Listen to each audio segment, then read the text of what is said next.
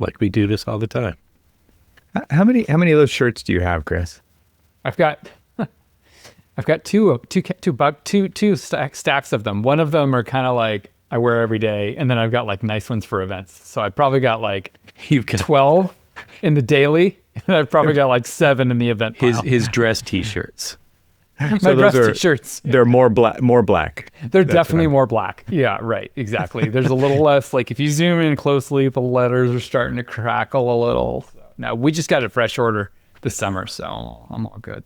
You have the Steve Jobs wardrobe. Yeah, no turtlenecks. I haven't worn a turtleneck for a long time, but I hear you got. I mean, you just have this. You're like the Barack Obama wardrobe. The same thing. It's like they're all the same. I don't have to decide. There's a great. I think it was one of those 1700s French guys. Voltaire, let's just call it, said something about being like pick a name. Radically simple in your kind of day-to-day life so you can be wildly creative in your creative life. And so just try and streamline and simplify as much as you can. Maybe that's the best explanation on why architects wear black. Who was I listening to? Do you guys know the brand Eileen Fisher? They make like it's like a women's clothing brand. Like my mom loves them, and like they have historically been like kind of like 55 plus kind of thing. I know that was a test, Chris, and I also know that I just passed when I shook my head no. So the woman that started, it's interesting because she was in Japan, and they're very like simple. They're like blacks, grays, they're boxy, they're like just very, you can mix and match all the pieces. And she was in Japan, and apparently that's something like architects and like designers, and it's just like a way of simplifying your life and freeing your mind. And yeah, so then that led her to start this American brand that kind of those same principles. So yeah, that's cool. Yeah. How am I doing on the questions so far, Cormac? How am I doing? I mean, so far, I mean, you just explained why architects wear black to free your mind and be more creative, and that's why I'm wearing blue. Because what? You're not an architect, or you're not creative, or what? A cluttered mind. A cluttered mind. Yes. Well, just look at how many notebooks and pens you have. Jeez. All right. Well, joining us tonight is Chris Parsons, founder, CEO, Knowledge Architecture. And Chris, you recently wrote a provocative article. I don't know. It wasn't provocative. It was just like, hey, here's what I've been seeing. You got off a call with the CEO of a firm that you work with. Chris, for those who don't know, Chris makes an intranet called Synthesis. Knowledge Architecture is his company. And we've actually been doing some work together on the Troxel podcast to create a series around knowledge management. And what I like about, I subscribed to Chris's newsletter, and the latest, I don't think it was a newsletter, but it was just a post, wasn't it, that you put up on LinkedIn? It was a newsletter issue. Was it a newsletter? Yeah, okay, the AI and expertise paradox, that one. Yeah, so that's what it's called, the AI and expertise paradox. And I'm just wondering if you could kind of introduce this topic, because Cormac didn't read the article. Wow. Just call me straight out. We just got right there real quick. We just went, yeah. So just a slight correction. So Synthesis started as an internet platform. It has now become a knowledge and learning platform because we've introduced learning management to it, which is important for the story. And we've also added AI to it. So the COO, I'm not going to name the firm, but like he and I were talking because he's going to speak at an event with me later in the year. And just at the end, he's like, there's this thing that's really bugging me. We're sitting in these pitches from AI products that are going to do things like streamline quality assurance, code checking, all the kind of like that, the stuff we don't want to do.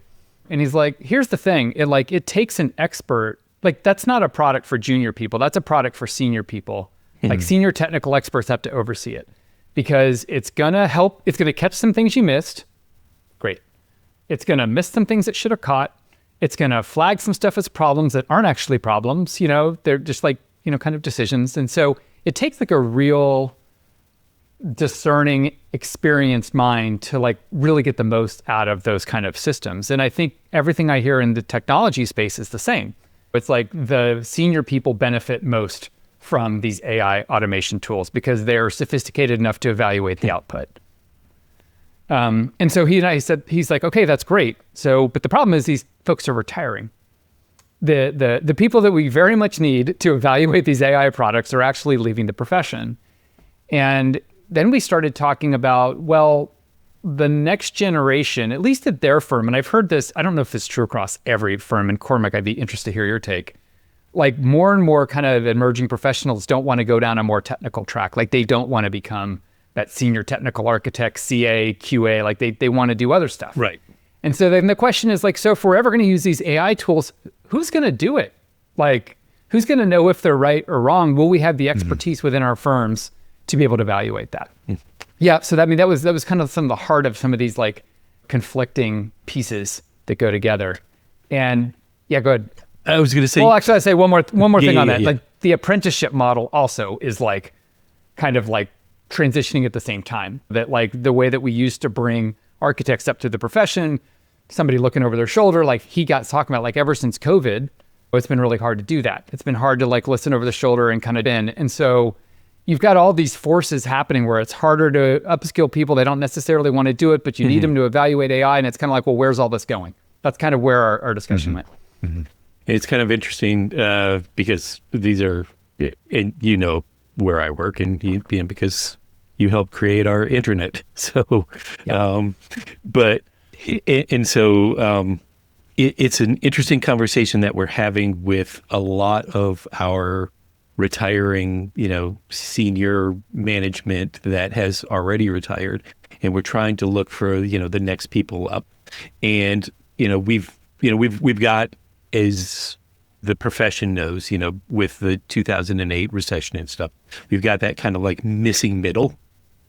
Yeah. And so we rely a lot on our junior staff for a lot of like technology integration and things like that. And they don't want to do what you're basically saying this one CFO was COO. Yeah, we'll go with that.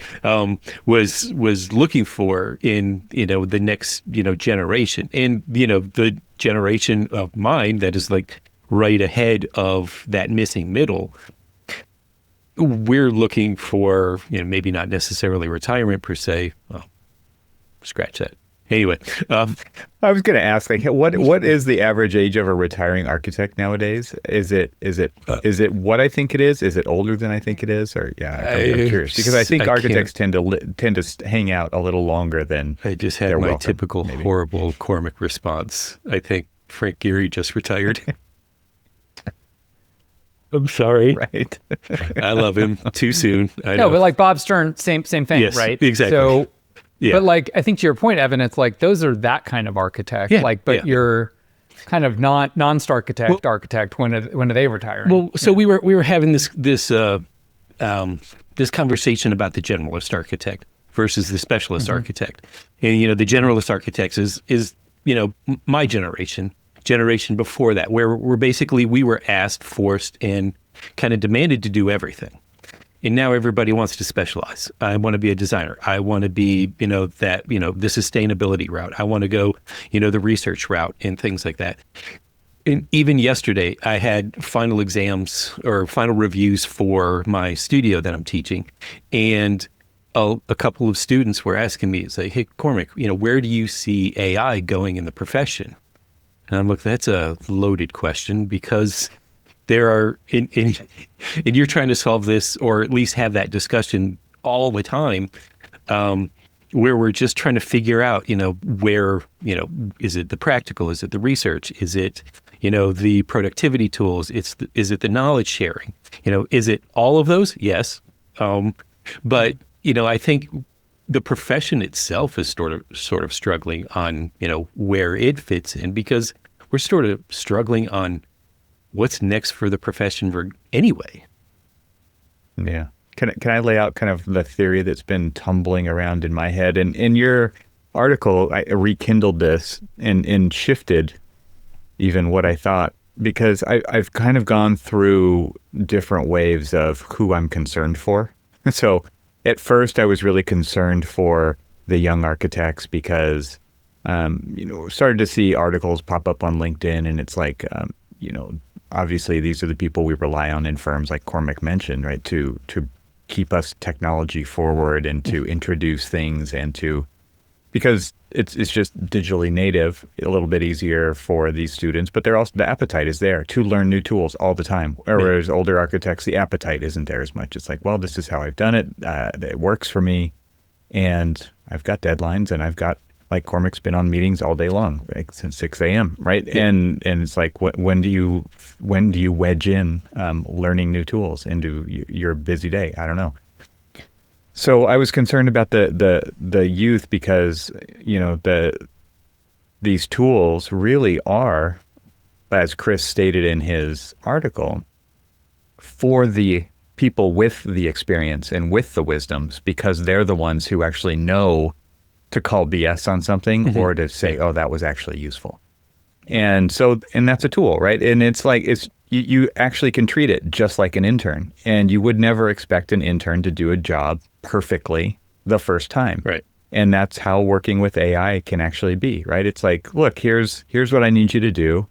Here's some guardrails. I don't have time to explain them all, but here's some. And then it presents something back, and then you check it, and then you make some adjustments to context.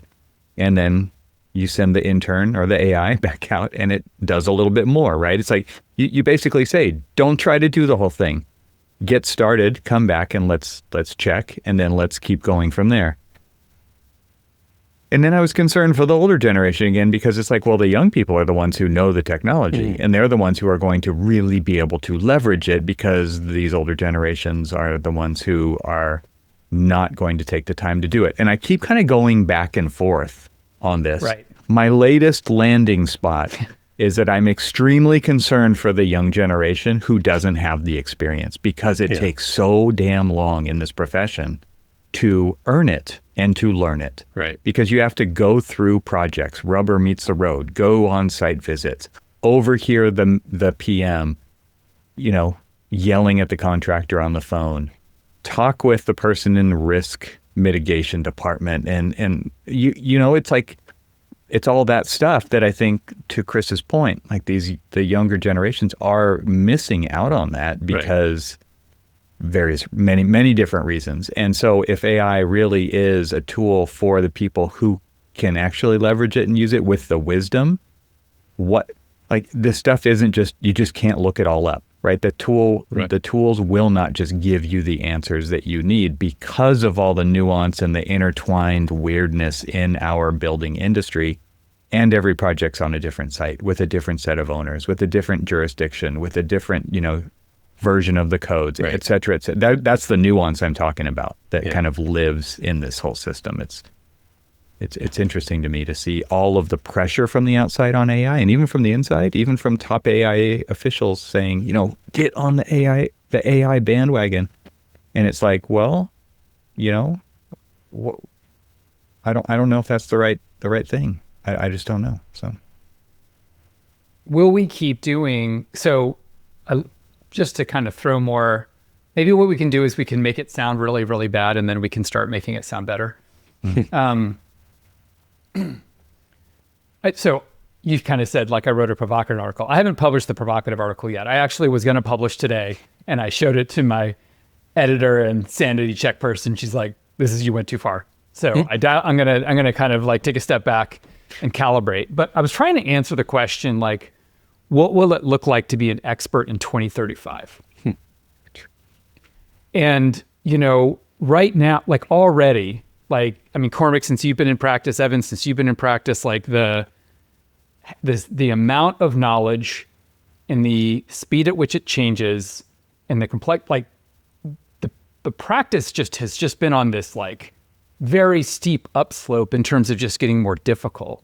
And it doesn't, I'm channeling my best Willy Wonka, like, it shows no sign of stopping. It doesn't. And so that thing that you said, like the kind of apprenticeship model where it's like you learn by doing, and you kind of get the Swiss cheese understanding of the practice and the different phases and the things that can go wrong, like that can take 20 or 30 years. But if this keeps getting more complicated, like, at some point, do we have to declare bankruptcy on that's the way that we teach people on how to do this thing? Or do we have to radically simplify buildings or the process of putting them together, right? And so it's like, first we shape AI, then it shapes our buildings, then it shapes us. Like, I don't know, like at some point to kind of bastardize the Churchill quote or whatever. Yeah, right. I don't know. It just seems like we're on a trajectory where we're kind of accelerating beyond the biological limits of the human brain and the amount of time it takes to understand and master this profession. So yeah, again, let's make it more complicated and then maybe we can find hope. So I'm going to throw this. So I've been struggling on a project with the way things are being done now versus the way things used to be done in the whole process of, just documentation, into implementation, through construction and whatever. And so, for the first time, I've been doing an international project, and they've demanded more out of what we produce on the digital practice side of things with, I've never heard in my life, Kobe standards and all of these other things that are part of the, BIM execution plan and that I've heard of. But, these other things that they're asking for. Stuff that aren't typically happening in the U.S. That are what you're talking about. Exactly. And so, we've gone through these, this process of reviewing and re-reviewing all of these, the BIM submissions that we do. And they're like, we really can't move forward until you, have a clash-free model, which, is, somewhat, ridiculous. Ouch. But, I just look at it and I'm just like, you do know that, and this is, I guess, the old man yelling at the clouds kind of like theory here, but, it's just like, you do know that if the contractor sees that the ductwork is, here, but our model somewhat shows it into the beam, they're not going to build it into the beam. They're going to drop it down and move around the beam and keep on going. That's just the simplicity of, the contractor says, yeah, no, that doesn't go there. And it just happens. And but there's this greater and greater demand for, I don't want to call it perfection, but it seems like they're asking for perfection in a process that just isn't as complicated as if everybody's making it seem. It doesn't need to be. It doesn't need to be. It's just like, and so you look at it and you're just like, hey, I get it that, the model itself isn't, and this is kind of like the argument that I have, is until we start building from the model and, with, greater impact on, like, say, robotics or this or that, we don't really need that perfection because we're still building by hand. We're still building with trades. We're still building with, both skilled and unskilled labor that is going to just say, that doesn't belong there. I'm going to move it. Or, hey, architect. Human in the loop. This is even with the AI, right? You just got at something really interesting, Cormac. Plug, we are launching our podcast, Smarter by Design, in January. And episode 2 is with a guy named Chris Myers, who's actually at Johns Hopkins University. He teaches in the business school, but obviously because it's Johns Hopkins, there's a lot of healthcare stuff. And so we got talking into, what is it? You've heard of it. It's one of my projects. It's one of your projects. Yeah. Great. So we got talking about so his particular area is around knowledge intensive industries like medicine, but he's also kind of branched into some other stuff. And we started talking about this, what does it mean to be an expert in 2035 thing? And he's like, here's what terrifies the profession is the expectation of physicians is going to be, well, you had AI to back you up, so you should never make a mistake.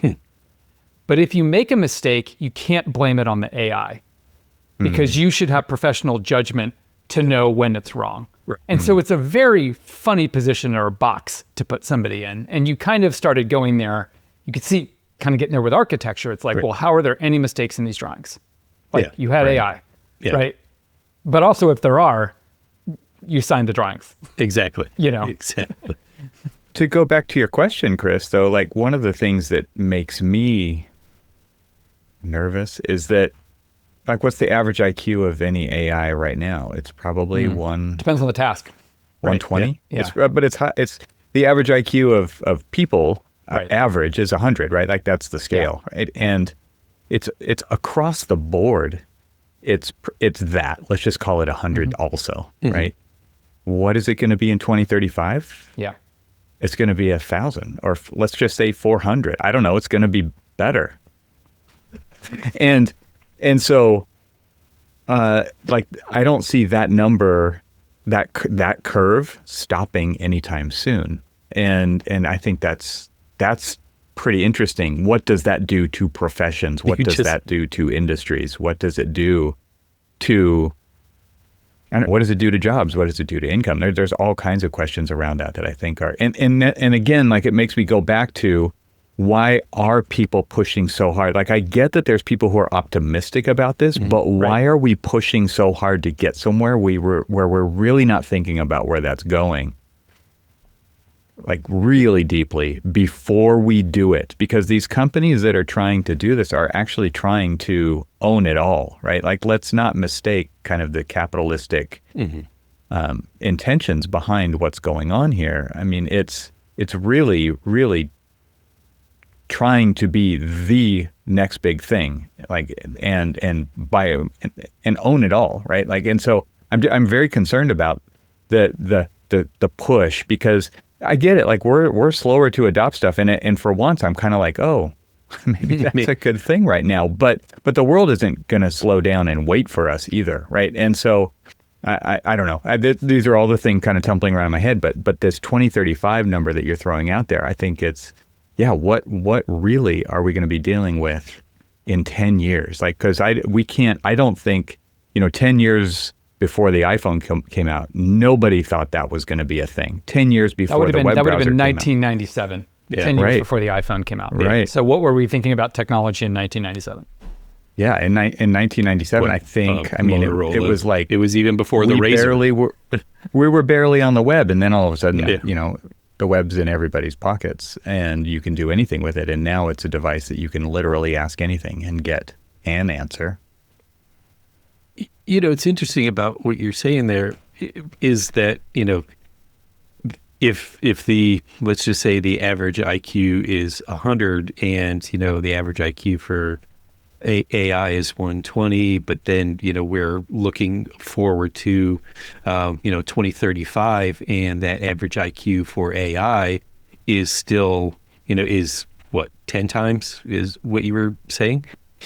How do we know, how is the user, going to basically benefit from that if their intelligence hasn't caught up with, or are able to understand what's being, the outcome of what is, being created? Because, there's so many people who use AI and say, hey, this is, this is what AI has said. And then you look at it and you're just like, well, that's, as you just said, an opinion, or that's one thing, but, how are you discerning whether or not that's the truth? Or, are you looking for other truths to kind of substantiate, what it is that you're looking for? And, if it just keeps surpassing us, we're not going to know any better. We're just going to say, okay, that's right. That's what it said. Who's going to train the AI? Who's going to train the AI? Who's going to evaluate it? Like, there's this guy named Ethan Mollick, who is a great writer on AI, and he talks about it, the frontier being very jagged. So it's like very, very good at some things, very, very poor at other things. And like the continuing art is kind of understanding what the shape of that jagged nature of its capabilities are. EQ, Evan, you went to IQ, but EQ and emotional quotient and that kind of emotional intelligence piece seems to not be, at least today, a super high thing. And so I wonder, to some degree, there's also kind of scenario, like I listen to a lot of venture capital tech podcasting kind of stuff. And like the community is split on how fast AI is actually going to progress. There are people that think it's kind of topped out now. Like large language models aren't going to get much better. Like they've kind of hit diminishing returns. There's a variety of reasons for why, but like, are we going to hit a plateau in the next year or so? And then there has to be another technology to leapfrog it. And then there's other people that are like, we're in the first inning of this thing and it's going to keep accelerating and compounding. And so you kind of have to think like, well, you have to imagine if either of those scenarios or a range of other scenarios are true, because you could be living in very different 2035s depending on what actually happens with that technology. But I'm also thinking, if you take the average IQ of a human, and we are jagged too in terms of our intelligence as individuals and as a species. Right. And so if you kind of could take a jagged human plus a jagged AI and combine their IQ, EQ together, like what is that integration of person and machine, look like, and what are we capable of? And if we start learning at an early age, like you've probably both been around people that are really, really good with AI right now and people who are not. Right. And when or I don't know if either of you consider yourself really good with AI. I feel like I'm really good with AI in a handful of tasks. And I think back on the way I worked 6 months ago, 12 months ago, 18 months ago, and I'm blown away by like how much more I can go after, how much more ambitious it's made me, like how much more productive I am. Like it feels great. And so like there is a world where it's like, if we figure out how to have AI as a dance partner, like the future of expertise is super bright. Do you feel like that's a Gartner hype cycle curve?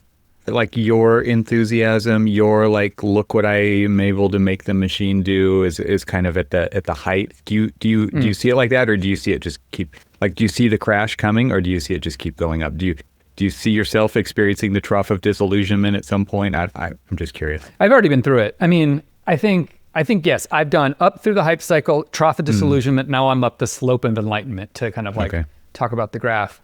Actually useful. Yeah. It's a useful metaphor. It sounds like it's, Yeah, no, but I'm also like, I'm a history major and I like to read about the history of technology. So like, as soon as the AI started coming out, I'm like, it's going to be good at some things and not good at other things. It's going to take time. Like, there's a very famous quote that goes along with what you said called macro myopia. And it's like, we tend to overestimate how things are going to change in the short run, but underestimate how they're going to change in the long run. Right. And so like, all of that has been my prism as soon as AI came out. Like, I've been around a few of these re-platforming big technology transformations before. So I think there are people that are very much still in the hype cycle. And I think the simplest answer to your question is I've spent a lot of time learning how AI works, like actually works. And I think when you understand how it actually works, it helps you not get swept into a hype cycle, or also see places where people are selling it short. Like, and the more you kind of work with it, and then obviously for knowledge architecture, building AI tools really makes you familiar with like what can work and what can't. Like in the same day, my director of engineering and I will experience, I can't believe this is possible.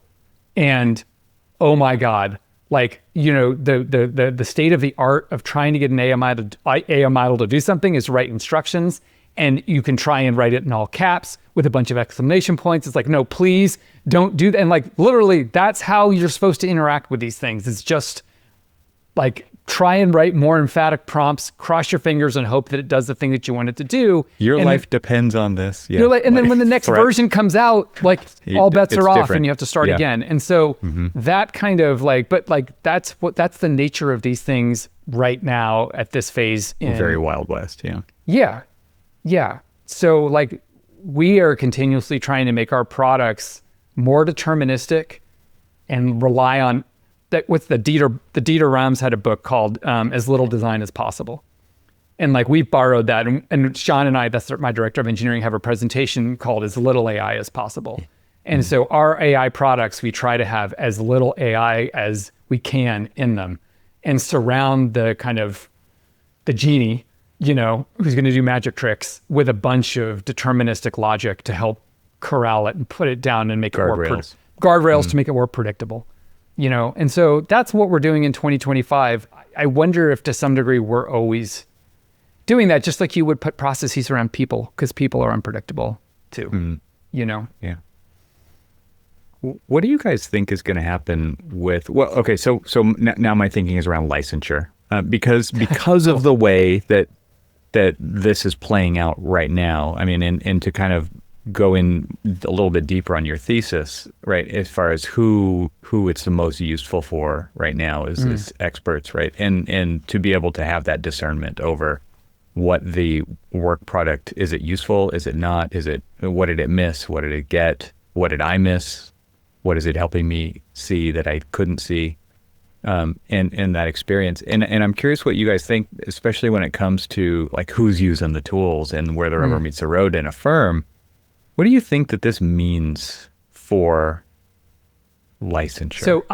So I'm glad you framed it that way, because I think that it's true that the AI is really helpful for experts in this kind of like, I'm going to augment you on your job accomplishing these technical tasks. Mm-hmm.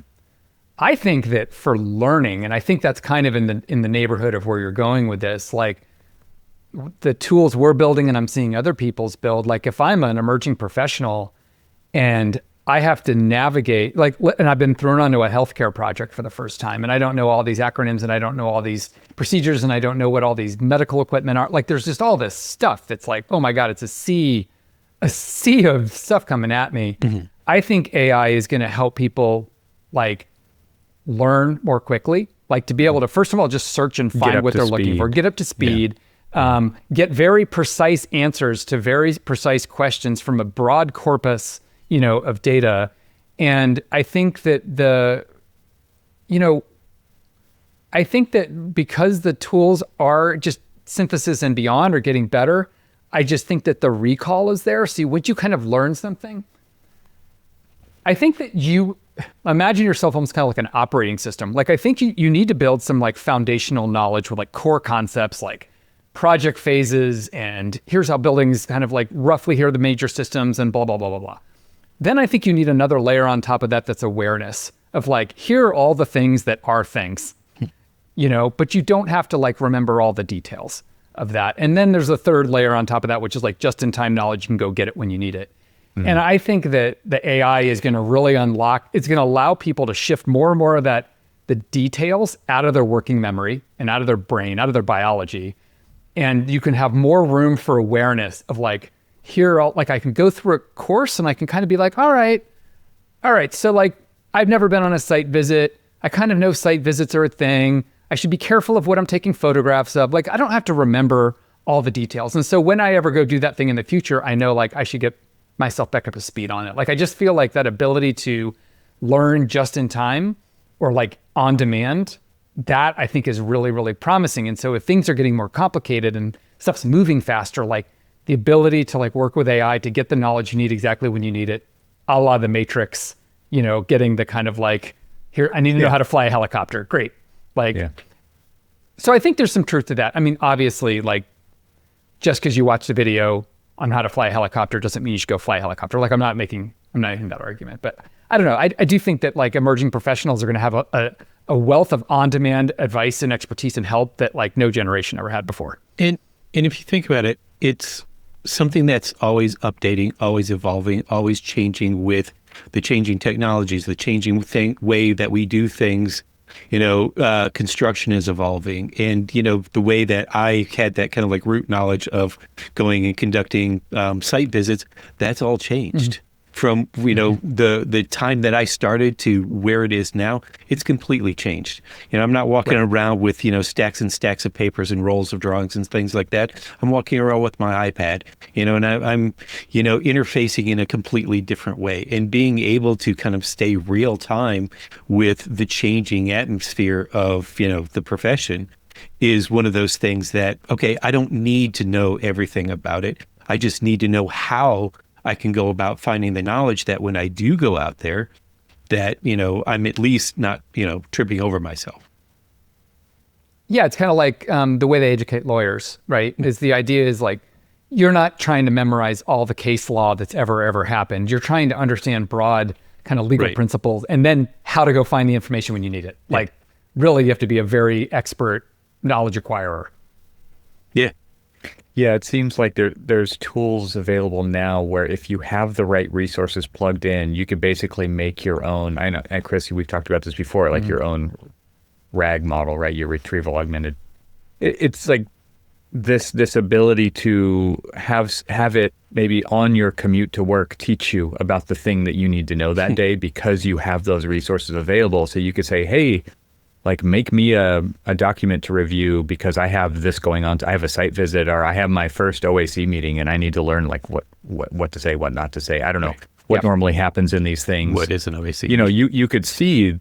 What is an OAC? What is OAC? Yeah, I heard someone say OAC. What is it? Yeah, right. This is on my calendar. What am I signed up for? But it seems like there's some really interesting use cases for the kind of thing you're talking about. And I guess what I come back to is you're basically making the case back to what Cormac was talking about originally, which was I'm a generalist and everybody wants to be a specialist now. And what you're actually making the case for is that like, yeah, everybody can up their level of generalist and then get what they need only when they need it in that kind of on-demand way. I think so. I mean, someone has to build the knowledge base. So, someone has to know enough about site visits or OAC meetings or sustainability. And is that a profession thing or is that a firm thing? I mean, that sounds like much a firm thing. But Cormac wants to talk, but that's a very interesting question. Imagine if our profession could get its act together and create something. Okay, so going back to this generalist specialist, concept. I mean, in a way, so I always have this conversation with students about you need to understand the rules before you break the rules. And, so if you have that core knowledge of the generalist, it's not really that you have to know everything about it, but you need to have enough just basically core knowledge of like, what, where do I go to ask those right questions? What do I need to think about when I'm doing that? Like if I'm designing a lab building and I've never designed a lab building before, because I have my core knowledge of that generalist, I can now say, okay, I need to ask certain questions, what kind of, HVAC system, what kind of this or that. But I don't need, all I'm doing is, just saying I need to know what kind of, systems I need to think about when I'm doing that and have an idea of where to go and look for it. It's just, I don't know. But you're also making the case for specialists because then you need to know who to talk to and who is creating that material. Oh, absolutely. I mean, of course, we need both. And I'm curious, who do you think this affects more in a negative way? Does this affect generalists or specialists? What the negative part? The tooling kind of just replacing you in some way. So I've been talking to Corey Squire a lot, who Evan from Bora. And like one thing we talk about all the time is like trying to build a RoboQuery, at Bora for him for sustainability. But the goal isn't like nobody ever talks to Corey again or Bora no longer needs Corey. The goal is people can get 101 and 201 level questions answered. Stuff. The low level stuff 24/7, and Corey works on harder things. But part of Corey's job as an expert, and I think that the expert of 2035 more and more and more is a knowledge builder, as that there has to be time carved out for building the system that makes the machine, meaning the business, run.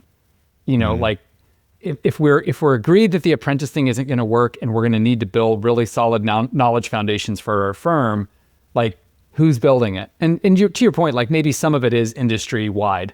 Like we can make investments across the industry to like lift all boats or whatever. Well, just so that not everybody's duplicating the same. Not everyone's duplicating effort. But then, firms are doing that now. ASG is going to have their secret sauce that's going to compete with XYZ firm. Like there's some stuff that's going to probably be firm specific too. Right. But I think, if we really want AI to help us, it has to have access to that knowledge foundation too, which means it has to be digitized and externalized out of people's heads. And I just feel like generally the right lens, if you're an expert-y kind of person, I wrote a post like 2 or 3 weeks ago saying like, I don't hear people saying that like people are knowledge hoarding anymore because knowledge is power and I'm not going to share because I need people to go through me so I can be the choke point. Like that was a real thing in knowledge management like 15 years ago. Like people talked about it all the time and I don't hear it anymore. And I think people are just so busy. They just like, they would love it, to like be able to offload, more and more of their knowledge. So I don't know. I think it's just this awareness that like, if I'm learning something, I should probably be like documenting as I'm learning. So like, not only can I go find it 3 months or 6 months down the road, but that other people can too. Like, especially again, that biology thing, like maybe I'm just getting older, but like I will make design decisions for our product and 6 weeks later, I won't remember what I know that we said, like, we're either going to do A, B, or C, but I won't remember which way we chose. But it's all, but part of that is because I documented it at the time and made it available so I can go search it and find it when I need it. So like I don't know. I'm not a neuroscientist, but I do believe there's something to our brain understanding that like, if it knows it's parked somewhere it can get it, it doesn't try and write it, into memory. Yeah. I don't know if that's true. I can't name any phone numbers. Right. They're gone. I could barely remember my own. But if you remember back in the day, though, I mean, we could remember all the phone numbers that we wanted to, but The more and more we keep piling, because there was no choice. Exactly. Yeah. But the more and more we kept didn't have piling that things on, convenience. they just became a button. Right. Yep. Yeah. So back to my licensure question, a little more context with that, I think, is that, and I don't want to assume that the way we do achieve licensure or earn licensure now should be the same. I just think the title or the aspect of being a licensed professional, I think, has potentially more merit because of the democratization and access to information to way more people. And so I'm curious if you guys have thought about that at all, or maybe we just play this out in real time. Like, what do you think that adds anything extra to, like, the idea of regulation, liability, risk, and right now, like, the requirement of a stamp to do certain building types, right?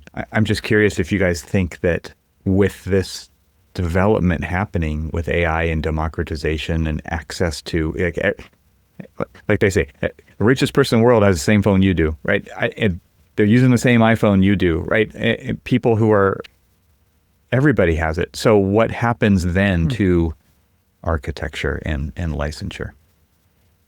I feel like Cormac is way more like in a position to answer this question than me, so I'm going to let him go, and then I'm going to think a little bit. Well, so you're sort of directing that question, if it's directed towards me, to somebody who truly believes that this is an open profession.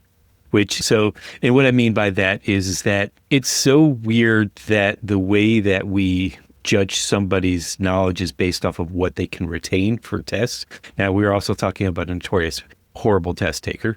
Yeah, and again, I want to stress that I don't necessarily think that the way we've achieved license should necessarily be the way that this continues. I know.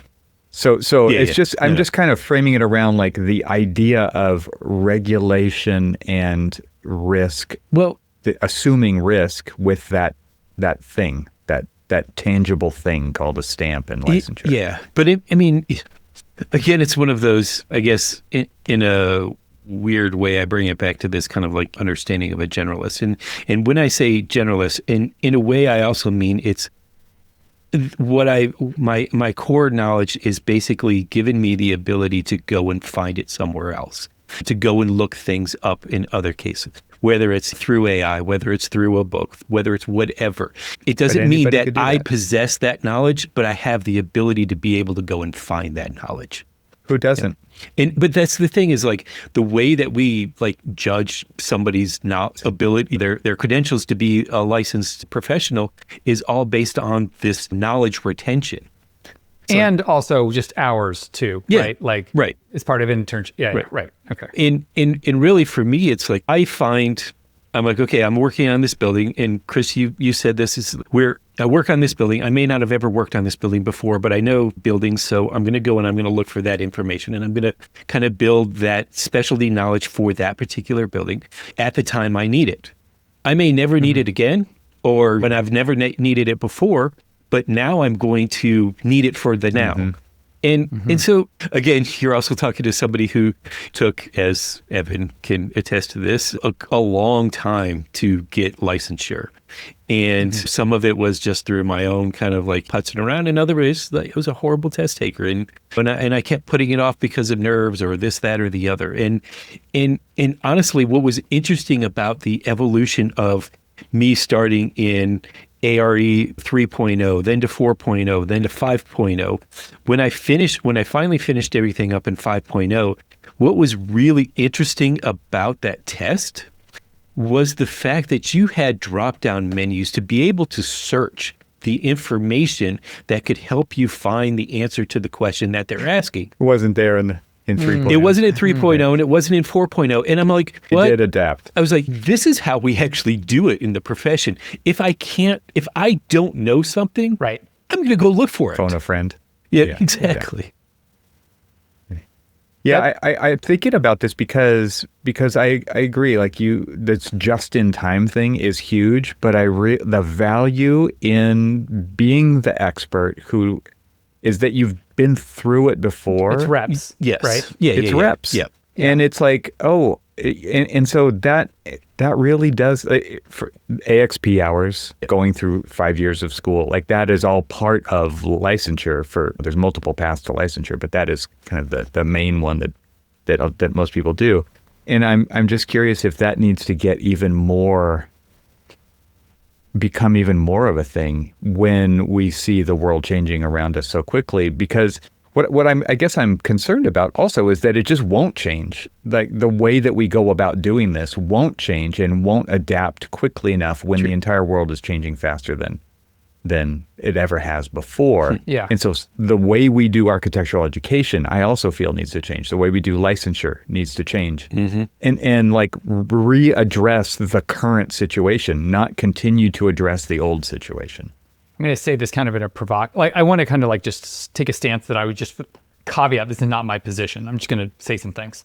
Why do we have professions at all, lawyers, architects, et cetera, that have licensure that get to, like, you get to do this thing and you don't get to do this thing? The bull case for it is like, well, health, safety, welfare, of course, we need to make sure that somebody that knows what they're doing is stamping these drawings. We need somebody responsible. Responsible. The bear case is the AIA and architects are a cartel that gets to decide who gets to practice and who doesn't, right? and the same thing goes for, in my city, barbershop licenses, or like law degrees or medical degrees. Like these degree systems, like you can look at it kind of both ways. Taxi cab medallions. And then in like legal, like we saw like NOLO and all those kind of things emerge where you could just get kind of cheap contracts on the web. Like people are writing contracts using ChatGPT now and not going to lawyers. So it's like, but I would do a ChatGPT contract if I was trying to figure out something with my neighbor, if I was selling him like a bike or something, and he really wanted a contract. That's good enough. I'm not going to use ChatGPT, I don't think, to do a contract that's our master services agreement with our clients. And so, so I wonder, like, does that dynamic come into, I mean, it's probably already come into architecture in some ways without AI. Like, does it just become more and more, I'm answering your question, Evan, I'm just kind of like, well, why do we need licenses in the first place? And is it some kind of signal that you have the reps, maybe less and less, that you memorize some stuff into your biological brain, regurgitated on a certain day at a certain hour, and then got through it? Like, Cormac, it's cool to hear that like more of that test taking is involving your ability to search for things, because it's like in these cooking shows where they give these people these random ingredients and they have to cook something in 30 minutes. Like, that's not how chefs cook.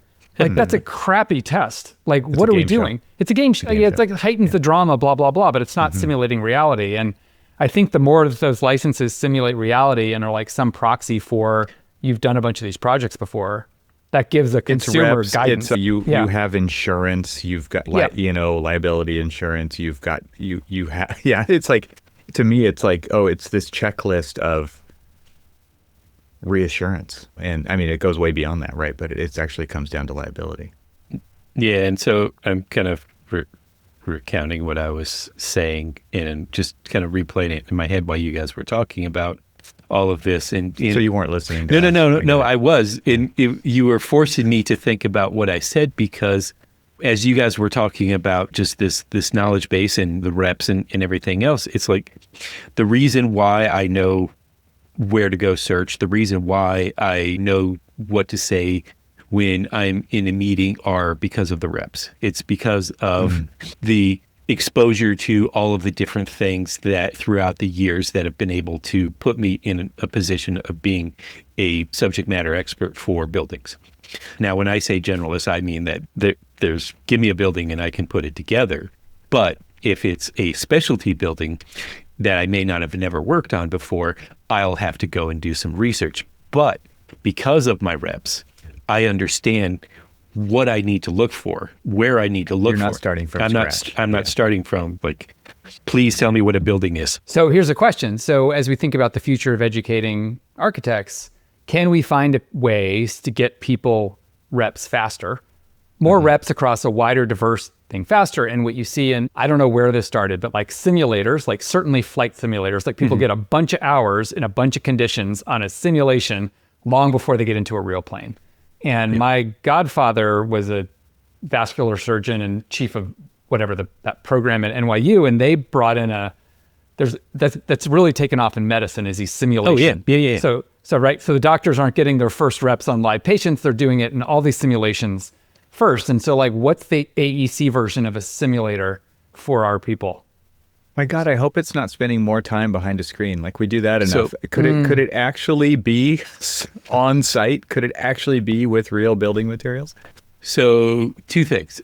One, okay, so we design a lot of nursing schools and things like that. And one of the main things that is in a nursing school are sim labs, because they do it over and over and over again for repetition, so that when they do go out there, they have that muscle memory of how to. But it looks and it feels like they actually have the real, like, I'm glad you said muscle memory, like it's not just figuratively. Exactly. Right? It's like literally. So where I'm teaching, the bulk of the professors that are there are adjunct. They're out there, they're practicing every day. And what I found very interesting is that we do this. We had 54 students in my studio, and we had 4 professors, and each of them have very different experiences in the profession.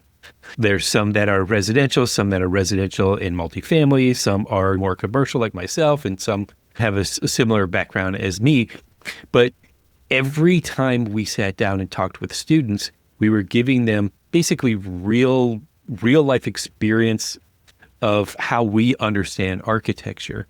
And what's really interesting about this model is we are legitimately telling them this is how the profession works. Now, I mean, I would like to go a little bit further and have kind of a conversation about how we make it better, and how like they are like on the. Like I was telling the person who was asking me yesterday, she was asking me specifically about AI and how AI is implemented. And I told her, I was like, I don't know the answer of that. But what I hope is that you will find the answer to that, that you will have the energy and the desire to actually like see what that is. But also understand that if you're looking at AI as how it's implemented in the profession, you also need to understand the profession. And it doesn't necessarily, so I'm like putting her both on the hook of like, you're the one who's going to get to somewhat figure this out. But I'm also challenging her to, if you want to figure it out, you also need to understand like why we need it. And I don't know where I'm going. But I mean, it makes me wonder if more hands-on is what is actually needed, not less. And I feel like the trend has been going away from that for so long. I don't know that we could even get back to that, because a lot of architectural education is sitting at a screen and just doing rudimentary, mundane stuff over and over again, and asking why, and getting red lines and implementing them and asking why, and going through this kind of repetition over and over. But it's not real hands-on. It's not real. I mean, it's project experience, but it's not like the meat to me. It's just kind of the trimmings around the outside. It doesn't seem to really.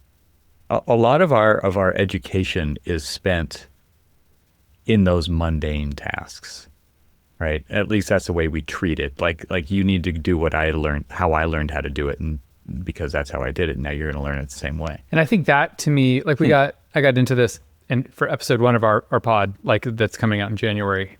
And it was with the head of QA at professional services at one of our clients. And he's like, this is the thing that we need to overcome. Like, in maybe some cases, the way that people learn that are in charge of how people learn now is relevant. In many cases, it isn't the best way to learn.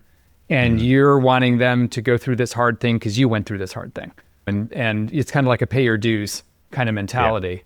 And like an opportunity to redesign how we're doing learning now that we've got new technologies. But you've also got, I mean, we got talking about like Gen Z a little bit, and kind of got to this question. It's like, are they entitled or are they ambitious? And they're impatient, right? They want to like do more faster in their career, and they want to progress faster, and they don't understand why they can't. And he's like, I have a really good example. Like, we have a rule that in order to go to an interview with a client, you have to have a speaking role. Like, we don't just like have people come hang out in the back of the room who aren't part of the interview. You can't just shadow. And they're like, well, I don't understand, why don't I have a speaking role then? And it's like, well, we've never seen you speak in front of a client. Like, there gets to be like a chicken and egg game there. And like, could you guys do, like lawyers do these mock trial things? Could there be like simulated role play, like getting them reps in a contained environment first, right? Or same thing with like running client meetings. Like, are there ways to like design learning experiences that can help people move faster? It's interesting just because we have tried to kind of do that so at the firm, we've now kind of broken up into what we're calling communities rather than studios. And in these communities, we've got a lot of very young talent who's just exactly eager, ambitious, and impatient. And so what we've done is we've kind of shifted the model of mentoring to not only let them ask the questions that they need to ask, but let them basically take the lead on presentations or all of these other things that normally we'd say, just sit back and watch me. And instead of saying, sit back and watch me, okay, do it. And then if you stumble, we're here to help you. We're not here to critique you. We're not here to like laugh at you. Look at Evan, he totally messed this up. It's more, this is where you practice. This is where you can feel the safe zone of just trying and erring and failing. And it's like there are, and as a father with a 25 and a soon to be 23-year-old, I understand that there is a lot of fear of failure. And so that is a preventer of trying. And so if you create a zone where they can fail, that when they actually are called up to do something, they've done it enough where they feel they've gotten over that anxiety. I mean, it took me a long time to get over that anxiety of sitting like public there speaking in front of a client, that kind of thing. Yeah, I mean, I used to just freeze up, and it's just like, two more slides, and it's Cormac's time, and I'm just like starting to get all like worried and tense and everything else. I'm like, oh shit, I'm going to screw this up, and then just like in learning how to do that because I hadn't done it enough. And so now we're creating this opportunity to do that, but also this, and you guys were talking about, it's like the people with the knowledge. Wait, can I just can I ask you about that? Like, so when you say you haven't done it enough, like meaning you haven't done it enough in a safe space before. You went from like 0 to 60, right? Yeah. Like, it's like, I'm not speaking in front of anybody to like, now it's in front of a client. Yes. Don't mess it up. Yes. Trial by fire. Yes. Trial by fire. But like, so then there's this concept in learning called desirable difficulty, right? And so you need to get somebody into a hard spot, but like they should have a safety net. Yeah. And you got thrown into a hard spot without a safety net. Yes. And that was like too far. Exactly. And I think people mistake confidence. Like they think confidence is some kind of like inborn thing that people have and they're charismatic or whatever. Like confidence comes from like successfully doing something over and over and over again. And now you believe it's like, when I do this thing, I'll be fine. And I love what you guys talking about doing, because I think that that's a really neat idea. And so you had mentioned about QA. And so we just had this presentation the other day with two graybeards, me being one of them, talking about the QA QC process and what it was all about. And so we started talking about the processy, but we were also, what we did is we treated it rather than a presentation as a conversation about how we can integrate the new tools in with our kind of like standard written practice of the QA QC process. What they didn't realize is what I was explaining to them was how we've always done it. And so we sort of got away from that because we were allowing other things to kind of like dictate how we did that processing. And so then I was like, okay, but how do the things that interest you, how is that going to be able to kind of like help the QA QC process? Whether it's just like this integrated, like what tools are out there that we can use to kind of like streamline this and keep your interest in actually doing the thing that we're kind of required to do, which is produce a really good set of documents that we're checking along the way, making sure it's right, that instead of at the very end when we're scrambling, which is a very typical thing in architecture, where we're scrambling to get somebody to take a look at it and say, hey, is this right? You're like, well, when is this going out to bid? Like, oh, it goes out to bid in 2 weeks. Can you check it? And then they come back and they bleed all over it. And you're like, wait, I don't have time to do all of this. It's what I'm getting at is like, it's like how to feel comfortable with like integrating this whole process in, but more in like, what are the tools that you have now? What are the tools that you like? What is going to be able to help streamline this where you're going to actually take an active interest in doing your defining the next way that QA 3.0 or QA 4.0 or whatever it is. Yes. Yeah. But like you're setting the outcomes; those are non-negotiable. Right. But the process and the tooling is like more flexible. Yes. Right. Yeah. Yeah.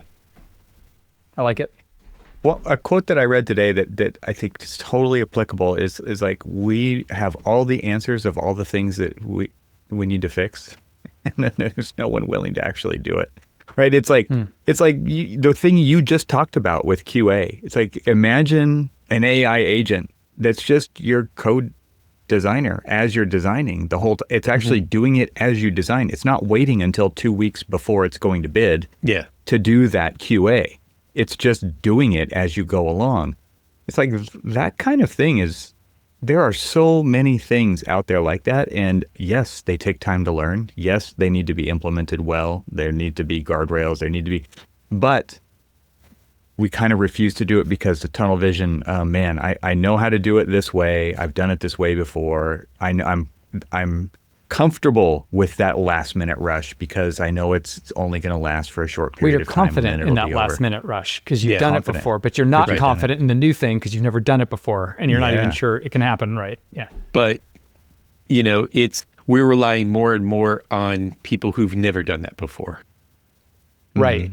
And those are the people who need to learn and know how to do this. And I think, to like your earlier point in some of the other podcasts that I've listened to you on, Chris, is talking about that knowledge sharing and how do you get that knowledge sharing and push that out there. And that's sort of what I'm trying to get at. It's like the end result is non-negotiable. How we get there is something that, let's work within your comfort zone, but also let me help guide you in understanding where, like, I've seen the pitfalls and I kind of understand these things, and like the seriousness of when you do make a mistake, or when you realize, oh, it's too late. I forgot that I was supposed to have 2 stairs here instead of 1, but now I'm knee deep into construction documents and I've got to figure out where to put another stair, and things like that. And so it's this, I always say that, like, I know how to put together a building, but I may not know the technology of the changing technology.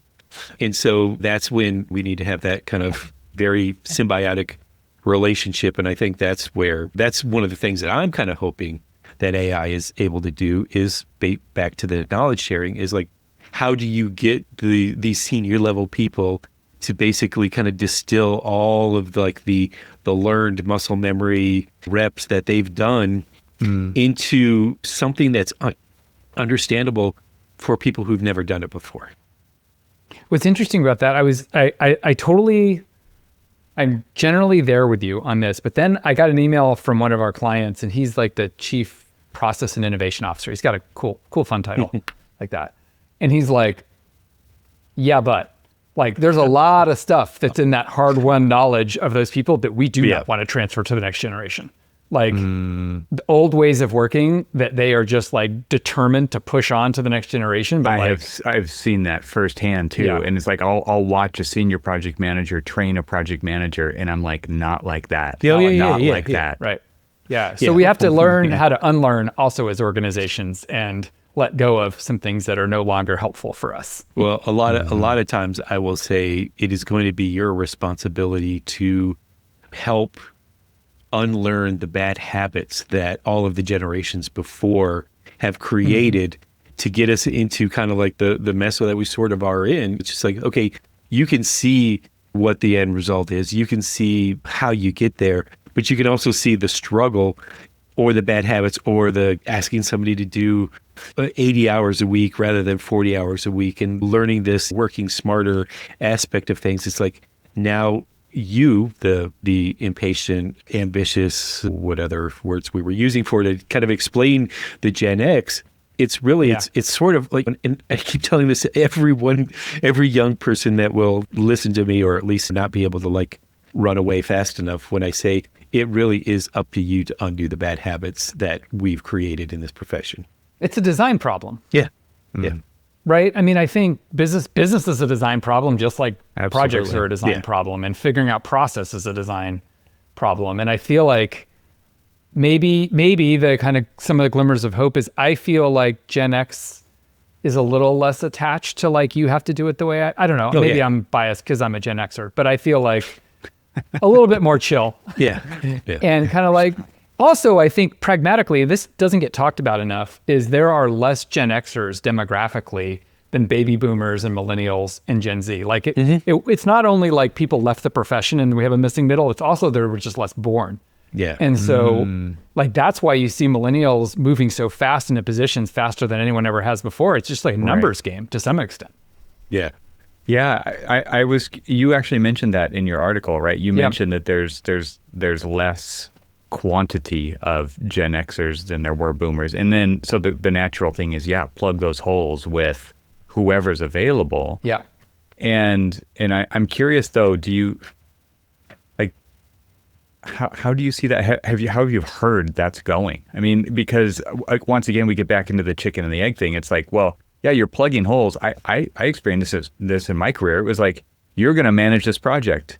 And it's like, I've never managed a project before. And you're thrown into the deep end immediately. And it was like, well, it's because they needed a warm body in that spot. Right. Right. And so now, is that what we're seeing, or is it more proactive nowadays? I've been thrown into deep ends. Not all deep ends are created equal. And like, kind of back to Cormac's point, like, I've been thrown in deep ends where I'm like, we have told the client, like, literally, this hasn't been in architecture, this is before architecture, and I was 2 years out of school. And it's like, we've told the client that you are an expert in this technology. And I said, I've never heard of this technology. And like, not. Cool. The meeting's in an hour. And I'm just like, this is some bullshit. Sorry, can we swear on your podcast? I don't know if people do or not. All right.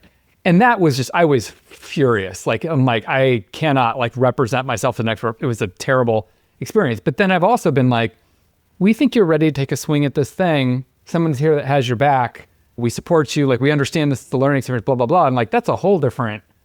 So I think some of it depends, like, how much intentionality and care is it done with? How well resourced is it? Like, yeah, I mean, I think it's actually a great thing, because some of those people can come in with fresh eyes and like see all the like weird things in the way that we do things. Like, if you've ever handed off a process to someone smart that's thinking, they're just like, okay, I have 9 questions for you. Like, I don't understand why. And I'm like, yeah, you're right. It's not the best way, but I started doing it, and then like it worked and all those things. So I don't know, Cormac, what do you think? Cormac is that guy. Cormac is the guy. He's the guy who cares, and he's the guy who cares. He's the nurturer. He's a nurturer, right? And so, like you said, it depends. Like, not all deep ends are created equal. It's also not all mentors are created equal either, right? So Cormac, you started saying something earlier that I don't know if I thought you were going to finish, and then you went in another direction. You were talking about the way mentoring is. Yeah, right. I think you were saying something like, we're expecting mentees to kind of drive their mentorship process a little bit more and kind of take a little bit more ownership of their own learning and guidance. Did I hear that right, or was I making that up? No, you heard it. So one of the things that I usually always tell any like new hire that's like fresh out of school, very first thing that I say is, look, you are the one who is going to drive and make your career. Don't let anybody else kind of shape your career without your active involvement in it. And so what that typically means is that, and we do this often at the start of projects, where we'll say, what do you want to get out of this? What do you want to learn from this project? What do you want? Like, is there some strengths that you say that, hey, I can support somebody else and help train them on some of my strengths? Or I've got these weaknesses that I really want to get some experience in, and really kind of like ask them what you want to learn. And so if we're always asking that question, what do you want to get out of this? They're always going to be asking that question. What do I want to get out of this? What do I want to learn from this? How do I want to grow from this? And that kind of like puts the onus on them to always be thinking about like the next step, whether it's the next step in their career, next step in the project. Like any little thing is like a thought of like that. I always talk where about we're going. Exactly. This cause and effect. You've made a decision. Now, what does that mean? And so that's the kind of way that I typically try to mentor. And I also find that when I'm mentoring, I'm being mentored as well. because now I'm learning how other people think, how in able to kind of like learn from them. And I try to be a sponge enough to look at the way that somebody else is doing it, and maybe they've got a different process that is actually a little bit easier. I'm like, hey, show me how you did that, so that I can learn from that and grow from that, and maybe kind of like take again my own muscle memory, take again my expertise, but then shape it in a way to actually make it better. And those are the things that I'm kind of always asking. And I think that that's something that we've been encouraging more and more in the office, specifically in like my community, where we are really trying to we've got a lot of like really young, ambitious professionals, and we see that they want to learn, but they're not willing to just sit back and not ask the questions. They're willing to ask the questions, and we want. And I think that something we're starting to see really taking off is the idea that generation will also document and build the learning materials and build the training for other people. Like they'll kind of interview experts or spend time. They'll write it up. I'll be asked like, did I get this right? Like, do I sign off on this? And like through the process of developing that content, you're also learning yourself. One of the interesting things that seems like it's frustrating to a lot of people is, oh my gosh, they ask so many questions. Clearly they don't understand what's going on. And it's like, no, what it really shows is they actually care about. It'd be terrifying if they weren't asking questions. Yeah, absolutely. That's some of the worst. Some of the worst people that I've worked with are the ones who stay silent and they're like, hey, do you know do you understand the task? Yeah, I'm good. They assume they do, or you assume they do, right? Either one is probably not right. Exactly. You kind of think about just now, I'm just being selfish and like thinking about this article I'm writing. But like there was a dynamic in what you were saying, Cormac, that seems important to me if I think about an expert of 2035. Like we've all met experts who are more brittle with their expertise. Like they're worried about that they're actually an expert. There's some imposter syndrome there or insecurity. Right. Therefore, they vociferously defend the way that they do things because they can't possibly learn something from someone that's not at their stature level. And then you've met experts who are just like, and I, from the way you're describing, you're working with people more like generous, humble, like always learning, beginner's mindset. And I think like expertise is so funny because it gets used as a noun a lot. And I think it's more like a verb. Yeah. Like you're never experts. Like if I stopped learning about technology 3 years ago, like I would be horrible at my job right now. You'd be obsolete. I'd be obsolete. Like, and then I would be like, and then if I felt that, then I'd be defending the fact that like, no, AI is a hoax or like it's never going to happen or all these reasons. And then you get because it wasn't very a thing defensive. Back then. Right. Yeah, because it wasn't a thing back then when you stopped learning and changing and growing. And so I think experts have always had to keep doing that. It just feels like that's not, I don't know. I just feel like even more so and encourage that in others. And I really love, thank you for sharing that, Cormac. Yeah. All right. That seems like the spot right there. Did we hit it? It's over. It's over. No, that was a great conversation. I appreciate it. And I appreciate you kind of prompting this, Chris, with your article, because it's really making me, like I said, I think one thing and then it's like, oh, this new aspect is opened up about it. And I'm curious to see how this plays out, of course, but I'm also interested in how we actively address the design of the next version of our profession and all of the aspects of that. Yeah. And it's not something that I think we need to be on the sidelines watching happen. It's something we need to be actively participating in. And it's through conversations like these that we can actually start to understand why we think what we think, or start to form opinions about these kinds of things. And because there's a lot to be concerned about. Like, well, let's be honest, right? There's this is all coming into question, and this is 3 years ago before ChatGPT came out. I don't think this was as much of a concern. I think it's so concerning that it's actually a good thing, because it's finally like, I think it's woken up like this thing that's needed to happen for a long time in terms of like it's the stimulus. Change. It is. Right. Never waste a crisis. Right. Right. And I think like, so I'm going to be reporting on this over the next year. Like what I'm looking for in 2026 is firms that are modernizing learning experiences within their company, like of all types and shapes and sizes, and looking for a variety of tactics, because I think that, and then I'll be sharing those. Like that's what KA has always done, but that's the specific thing that we're looking for is like, how are people modernizing the way that their company learns? And then literally owning it, right? Like owning it. That's a big shift that we've seen over the last decade or less, right? Is starting to own that process. But now you're talking about another level. Yeah, and I'm optimistic because I do feel like more people have Cormac's attitude around being more of a generous, curious, sorry to put you on the spot, Cormac, but like that kind of like, and use you as a stand-in. But like this kind of, I just feel there's a vibe shift in the industry towards more of that humility and curiosity and like less top down. This is the way we've done it. I work 65 hours. You're going to work 65 hours. Like, I just feel like something has shifted in the last few years that like makes me very optimistic about the future of the profession. Like, it feels like that had to happen.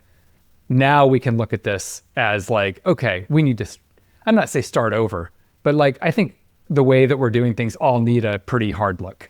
I think with everybody's misconception of what AI is going to do the profession, it's sort of a scared straight program where it's just like, oh shit, we got to get our shit together. Right. Yes. Yep.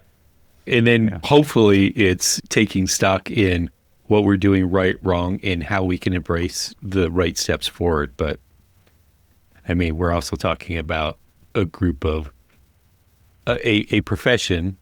And not to sound pessimistic about it, but Evan always says that we're slow to change.